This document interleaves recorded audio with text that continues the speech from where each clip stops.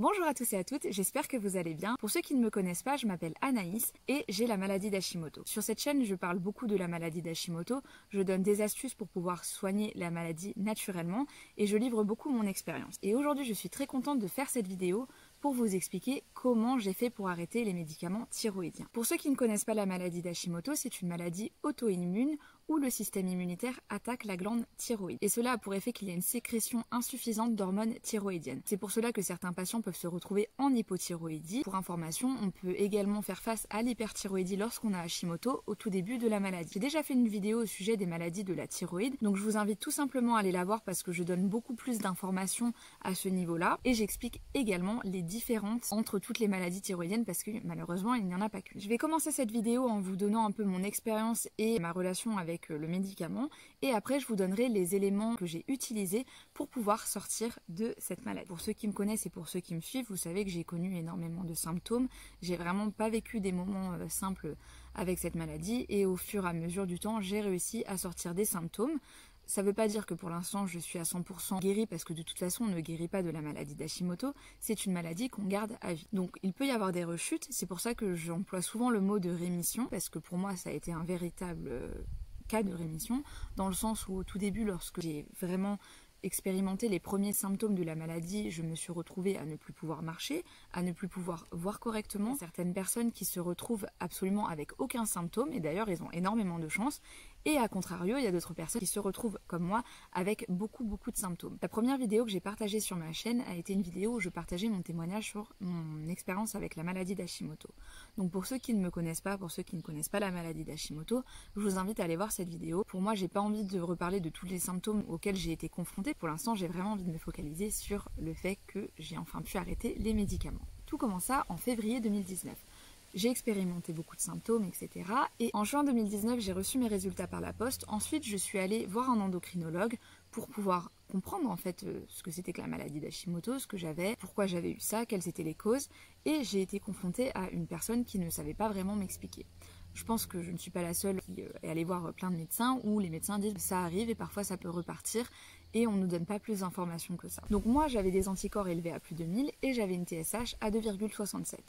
Donc ma fonction thyroïdienne n'était pas touchée, mais j'avais quand même une grosse attaque d'anticorps. À l'époque, je ne savais pas qu'il y avait des moyens de sortir des symptômes d'Hashimoto naturellement, donc l'endocrinologue que j'avais à l'époque lorsque j'habitais en Allemagne, parce que quand tout cela s'est passé, j'habitais en Allemagne, m'a donné de la L-thyroxine dosée à 25 microgrammes. Lorsque j'ai pris de la L-thyroxine, pour le coup, je n'ai eu aucun symptôme lié à la prise de médicaments. Je sais qu'il y a des personnes qui rencontrent des symptômes, mais pour moi, ça n'a pas été le cas. Au bout de 2 mois, j'ai refait une prise de sang, donc en août 2019, et l'endocrinologue a décidé d'augmenter ma dose à 50 microgrammes. L'endocrinologue n'a pas fait de vérification au niveau des anticorps thyroïdiens, et c'est vrai que moi, je n'avais pas assez de connaissances au niveau de la maladie d'Hashimoto, et je ne savais pas que c'était important d'avoir son niveau d'anticorps thyroïdien. Au fur et à mesure du temps, ce que j'ai décidé de faire, c'est de me renseigner, parce que j'ai été confrontée à beaucoup de médecins qui étaient incapables de m'expliquer pourquoi j'avais eu la maladie d'Hashimoto, et ce que c'était.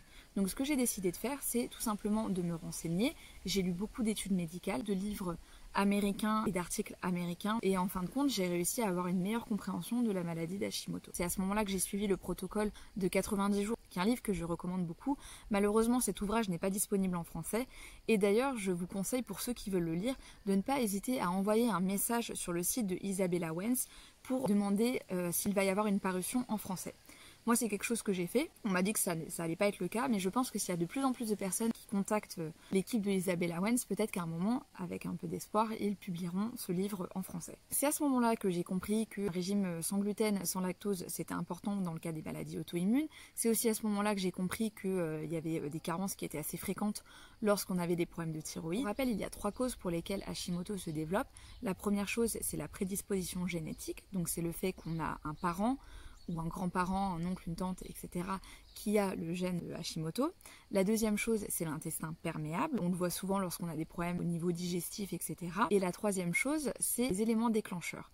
Donc les éléments déclencheurs peuvent être soit des carences nutritionnelles, soit des allergies alimentaires, soit un choc émotionnel, soit un environnement de vie très stressant, etc. J'ai aussi compris que mon Hashimoto s'était déclenché pour plusieurs raisons, parce que j'avais l'intestin perméable, parce que j'avais une carence en vitamine D, une carence en vitamine A, Qu'est-ce que j'avais d'autre?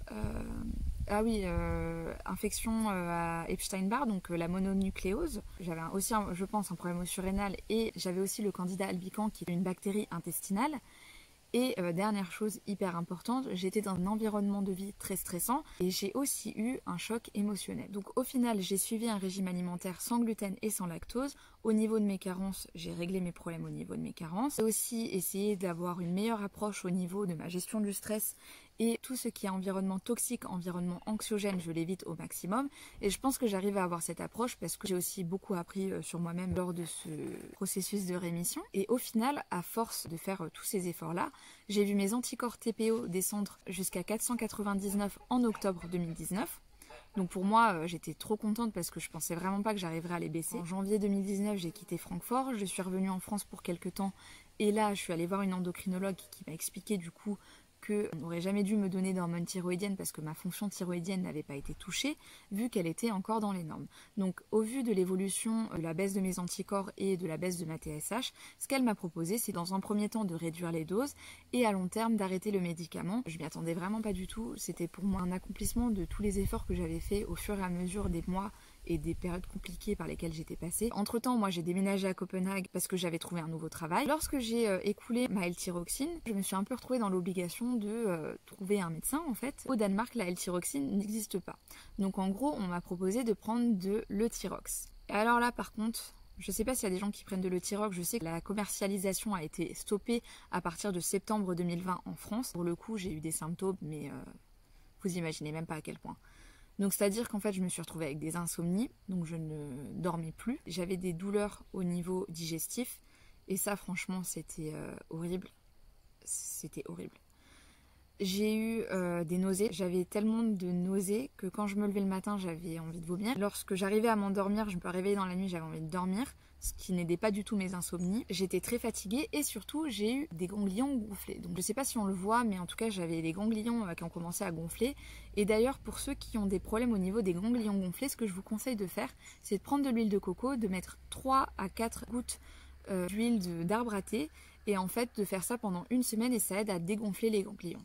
Donc je pense que moi ça a dû bien marcher parce qu'on ne voit pas trop, mais c'est vrai que c'était très très gonflé et surtout ça me faisait mal en fait. Donc lorsque j'ai vu que j'étais intolérante à ce médicament là et que en plus vu que j'étais au Danemark je pouvais pas trouver de L-thyroxine, la première chose que j'ai fait c'est que je suis allée faire un test sanguin au niveau de ma TSH et au niveau de mes anticorps et en fin de compte lorsque j'ai eu mes résultats sanguins j'étais trop contente parce que mes anticorps avaient baissé à 283 et là j'ai poussé un cri de joie. Ce que j'ai fait c'est que j'ai appelé mon endocrinologue pour lui expliquer la situation, que je tolérais pas du tout le Thyrox, que j'avais dû arrêter la L-thyroxine parce que j'habitais au Danemark, et surtout que mes anticorps avaient baissé jusqu'à 283. Et en fin de compte, elle m'a annoncé au téléphone, au vu de l'évolution, vous pouvez arrêter en fait, parce que vos anticorps ils baissent beaucoup, le mode de vie que vous avez adopté, ça veut dire qu'à un moment ça va baisser, on va quand même faire un contrôle pour voir si tout se passe bien, et du coup c'est comme ça que j'ai pu arrêter le médicament. Maintenant que je vous ai expliqué un petit peu le parcours que j'ai eu au niveau de mes anticorps, au niveau de ma TSH, les découvertes que j'ai fait, comment j'ai fait concrètement pour pouvoir baisser mes anticorps, la première chose que je vous conseille,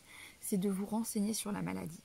Donc la première chose que vous pouvez faire, c'est avec votre endocrinologue, déjà prendre un endocrinologue qui s'y connaît pour pouvoir échanger et communiquer et avoir de meilleures connaissances au niveau de la maladie d'Hashimoto. La deuxième chose, c'est d'aller voir un naturopathe et de se renseigner sur le régime sans gluten et sans lactose. Le naturopathe ou la naturopathe vous l'expliquera bien mieux que moi de toute façon. La troisième chose que je vous conseille de faire, c'est d'aller voir la vidéo qui s'appelle « Soigner ses problèmes de thyroïde en 90 jours ». J'explique en gros le protocole d'Isabella Wentz, donc le protocole au niveau alimentaire.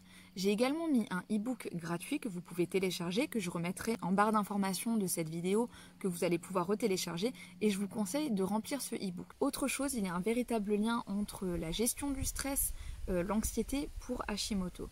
Donc ce que je vous conseillerais de faire, c'est surtout de voir si vous êtes dans un environnement où il y a du stress, si vous êtes dans un environnement anxiogène et toxique, et franchement sortir de là le plus rapidement possible. Moi par exemple, mon Hashimoto s'est déclenché suite à un choc émotionnel. Ce que j'ai fait, c'est que je me suis rendu compte qu'il y avait un véritable problème, donc il fallait que je prenne le taureau par les cornes. Ça c'est que mon humble avis, mais je pense que j'aurais pas réussi à baisser mes anticorps si j'avais pas aussi fait face à cet aspect émotionnel. Parmi toutes les choses que j'ai faites pour gérer mon stress, notamment au niveau yoga, au niveau méditation, au niveau technique de visualisation pour pouvoir me relaxer, au niveau technique de respiration, au niveau de mon anxiété comme la cohérence cardiaque et surtout au niveau thérapie, où j'ai eu besoin de faire ça parce que je sentais que j'arriverais pas à m'en sortir toute seule. Et en même temps, vu que mon corps ne fonctionnait pas à 100% et que j'étais au bout de ma vie, j'avais vraiment pas le choix. Et d'ailleurs, si vous voulez voir comment je fais au niveau de la pensée positive, je vous invite à aller voir mon compte Instagram qui s'appelle La meilleure version de soi, où je publie du contenu avec de la pensée positive.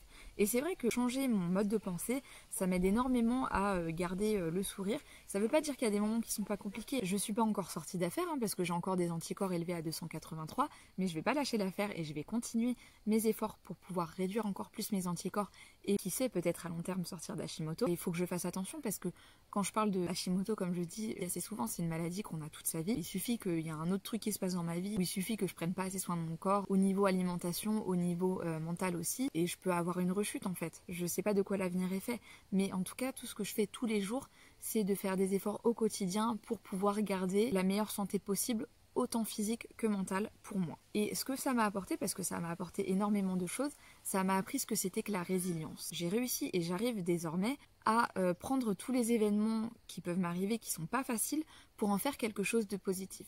Par exemple, avec Hashimoto, je me suis dit, au bout d'un moment, j'en parlerai. Et c'est ce que j'ai fait. Et surtout, ça m'aide à me dire, il y a pire dans la vie. Il y a un an, il y a plus d'un an maintenant, parce que le temps passe vite au final, il y avait plein de choses que j'étais pas capable de faire avec mon corps, et aujourd'hui je suis tellement contente d'avoir la santé parce que c'est le principal pour moi. Et ça m'a aussi appris à avoir une meilleure approche avec les autres, c'est-à-dire que je ne garde plus rien pour moi. Si j'ai quelque chose à dire, je le dis, que ça plaise ou que ça ne plaise pas, je vais rien garder sur mon corps parce que je sais que mon corps prend énormément. Et ça me permet d'avoir une meilleure communication aussi avec les autres, d'éviter tout problème. Et une autre chose que j'ai réussi à faire, que j'arrivais pas forcément à faire, c'est que j'arrive à tellement être à l'écoute de moi-même et à tellement me connaître moi-même que j'arrive à éliminer tout élément anxiogène, toute personne anxiogène, tout environnement toxique ou toute personne toxique. Je suis vraiment très contente d'avoir pu partager ces informations-là avec vous au niveau de mon parcours avec la baisse de mes anticorps et aussi mon parcours par rapport à tout ce qui a été régime alimentaire, gestion des émotions, etc. Je vous retrouve bientôt pour une prochaine vidéo. Si vous avez des questions, n'hésitez pas à les mettre dans les commentaires, n'hésitez pas à me contacter et surtout n'hésitez pas à partager, n'hésitez pas à promouvoir parce qu'il y a beaucoup de personnes qui ont des problèmes au niveau de la thyroïde. Je vous souhaite une très belle journée ou une très belle soirée comme d'habitude et on se dit à très vite.